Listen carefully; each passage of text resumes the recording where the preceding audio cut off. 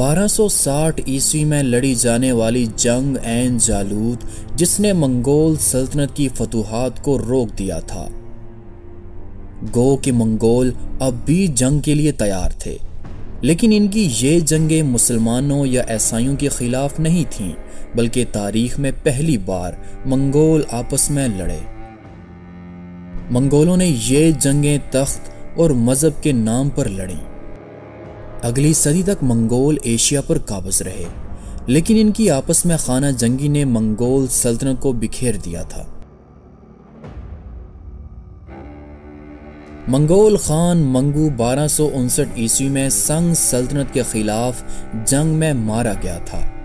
اس کا چھوٹا بھائی ایرک بھوکا منگول دارالحکومت کراکرم میں تھا، جبکہ ہلاکو اور قبلائی خان جنگی مہم میں مصروف تھے۔ قبلائی خان نے گھر آنے سے پہلے سنگ سلطنت کے خلاف جنگ کو ختم کرنے کا فیصلہ کیا، لیکن اسی دوران ایرک نے چند منگول سرداروں کی مدد سے خود کو منگولوں کا نیا خان منتخب کیا، کیونکہ قبلائی کا زیادہ رجحان منگولوں کی بجائے بدھ مذہب سے تھا۔ اس پر قبلائی خان نے خود کو نیا خاقان منتخب کرتے ہوئے اپنے بھائی کے خلاف جنگ کے لیے کوچ کیا، اور یوں منگولوں میں سول وار شروع ہوئی۔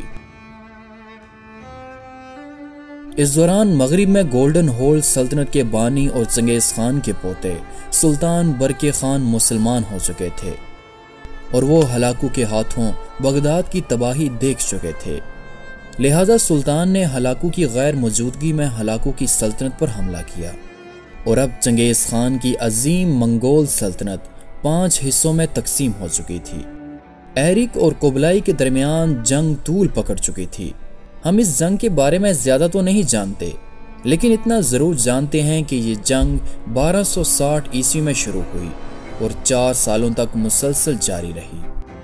قبلائی خان نے چین کے خلاف جنگ ختم کرتے ہوئے اپنی پوری طاقت اپنے چھوٹے بھائی ایرک کے خلاف استعمال کی، جس پر سنگ سلطنت نے منگولوں کے قبضے میں موجود اپنے علاقوں کو دوبارہ واپس لے لیا۔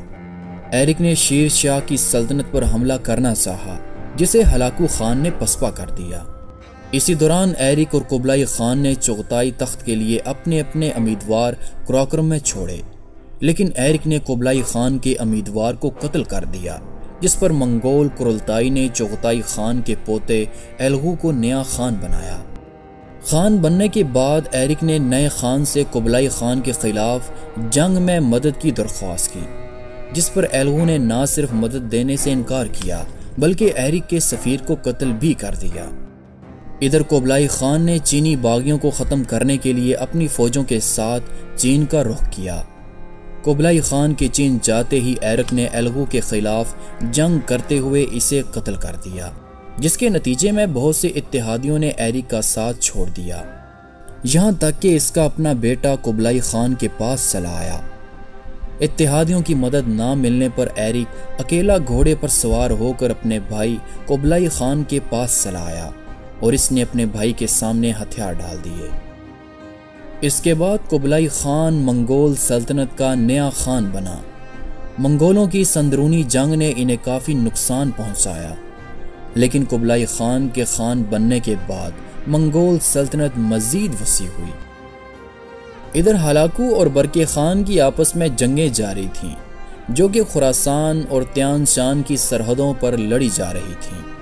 1262 میں ہلاکو خان واپس اپنی سلطنت میں آیا۔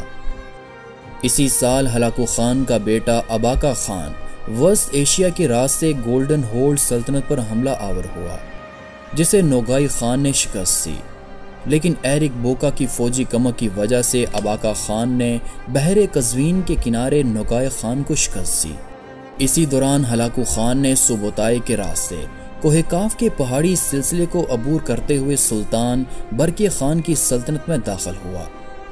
ہلاکو کے اس حملے سے پہلے ہی برقی خان کی فوج ہلاکو کے انتظار میں تھی۔ ہلاکو خان کے اچانک حملے سے برقی خان کی فوج پسپا ہونے لگی۔ ہلاکو خان نے برقی خان کے بھاگتے ہوئے دستوں کو ختم کرنے کے لیے ایک دستہ اپنے بیٹے کی کمان میں روانہ کیا، لیکن سلطان برقی خان کی فوج بھاگ چکی تھی، اور الخانی فوج نے سوچا کہ اب آرام کیا جائے۔ تاہم یہ ایک جال تھا، کیونکہ سلطان برقی خان اپنی تازہ دم فوج کے ساتھ آ پہنچے۔ سلطان نے ان پر اچانک حملہ کر دیا اور برقی اور ہلاکو کی فوجوں میں گھمسان کی جنگ ہوئی، اور اس جنگ میں سلطان برقی خان کی فوج کا پلڑا بھاری رہا، جس پر ہلاکو خان کا بیٹا اپنی فوج کے ساتھ بھاگ کھڑا ہوا۔ اور اس پسپائی کے دوران جب ہلاکو خان کی فوج سردی سے جمے ہوئے دریا سے گزری تو گھوڑوں کے شدید وزن کی وجہ سے برف ٹوٹ گئی اور ہزاروں الخانی سپاہی پانی میں ڈوب کر مارے گئے۔ اس عبرتناک شکست کے بعد ہلاکو واپس اپنی سلطنت میں چلا آیا اور سلطان برقی خان نے تمام علاقوں کو دوبارہ اپنی سلطنت میں شامل کر لیا۔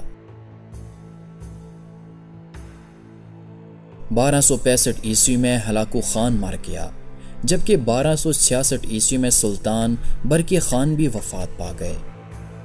منگولوں کی آپس میں خانہ جنگی کے خاتمے کے بعد قبلائی خان نے منگول سلطنت کو یوان سلطنت میں تبدیل کر دیا۔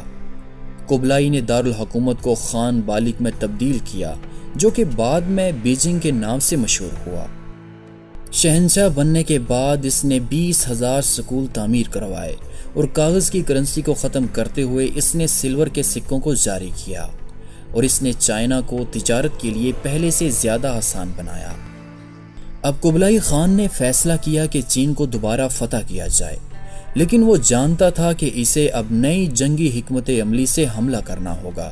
سنگ چائنا جانتا تھا کہ منگولوں سے کھلے میدان میں لڑا نہیں جا سکتا، لیکن اس زمانے میں ان کے پاس بہترین اور مضبوط قلعے تھے۔ ان مضبوط ترین قلعوں میں سے ایک قلعہ شین جانگ تھا، جس کی دیواریں ڈبل تھیں اور قلعے میں خوراک بھی کافی مقدار میں موجود تھی۔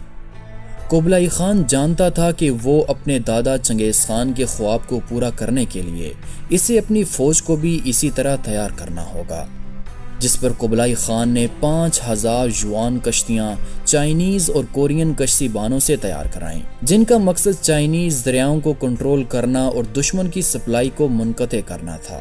ان کشتیوں پر 70,000 جنگجو سوار تھے۔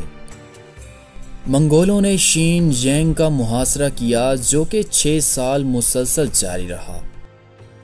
سنگ سلطنت جانتی تھی کہ اس قلعے کی فتح کے بعد تمام چائنا ہاتھ سے نکل جائے گا۔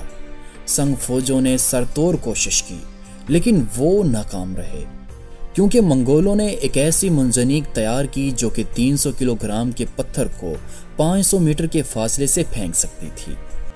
اور منگولوں کے طویل محاصرے کے بعد آخرکار 1273 عیسوی میں شین جینگ پر منگولوں کا قبضہ ہو گیا، اور منگول سنگ سلطنت کے مزید علاقوں پر حملے میں مصروف ہو گئے۔ سنگ سلطنت کے شہنشاہ کی موت کے بعد سنگ درباریوں نے 8 سال کے ایک شاہی لڑکے زاہوبینگ کو تخت پر بٹھایا۔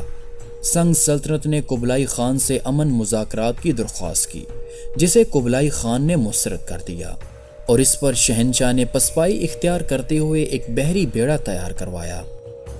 قبلائی خان نے بحری فوج کو شہنشاہ کے مقابلے کے لیے جمع کیا، اور یوں ایک آخری اور فیصلہ کن جنگ 13 مارچ 1279 عیسوی کو لڑی گئی۔ سنگ سلطنت کے پاس 1000 جنگی کشتیاں تھیں، لیکن ان میں زیادہ تر کسان اور عام آدمی تھے، جبکہ ان کے مقابلے میں قبلائی خان کے پاس 300 جنگی کشتیاں اور 20,000 جنگجو موجود تھے۔ چینی دریا خوفناک جنگ کا منتظر تھا۔ چائنیز کشتیاں ایک لائن میں منگولوں کے مقابلے کے لیے تیار کھڑی تھیں۔ جنگ کا آغاز یوان کی جانب سے ہوا کہ جو اپنی چھوٹی کشتیوں پر سوار تھے۔ سنگ فوجیوں نے اپنی کشتیوں کی چھتوں کو آگ سے بچانے کے لیے مٹی لگا رکھی تھی، اور اس ابتدائی حملے کے نتیجے میں یوان کشتیاں تباہ ہو گئیں۔ قبلائی خان کی فوجوں نے سنگ کشتیوں کو دونوں اطراف سے گھیر رکھا تھا، اور انہوں نے چائنیز کو مجبور کیا کہ وہ خشک میوہ اور دریا کا پانی پئیں، لیکن اس سے چائنیز فوج کے حوصلے پست نہ ہوئے۔ یوان فوجوں نے قبلائی خان کے حکم پر اپنی کشتیوں کو 4 حصوں میں تقسیم کیا اور چائنیز کشتیوں کے دائیں اور بائیں بازوؤں پر حملہ کیا۔ چائنیز بڑی بے جگری سے لڑے اور قبلائی خان کی فوج کا بھاری نقصان بھی ہوا، جس پر اچانک قبلائی خان نے فوجوں کو حملے سے روکتے ہوئے پیچھے ہٹنے کا حکم دیا، اور قبلائی خان کی کشتیوں سے ہنسنے اور گانے کی آواز آنے لگی۔ سنگ سپاہیوں نے سوچا کہ قبلائی کی فوجیں پسپا ہو رہی ہیں، لہٰذا وہ آرام کرنے لگے۔ لیکن یہ گانا آخری اور فیصلہ کن حملے کا اشارہ تھا۔ قبلائی خان نے تمام یوان نیوی سنگ کشتیوں کے درمیان میں حملے کے لیے روانہ کی۔ قبلائی کے اس حملے سے سنگ فوجوں کی طاقت کمزور ہو گئی، جس پر چینی شہنشاہ نے نا امید ہو کر دریا میں چھلانگ لگا کر خودکشی کر لی۔ ژاؤ بینگ سنگ سلطنت کا آخری شہنشاہ تھا اور چائنا پر اب قبلائی خان کی حکومت تھی۔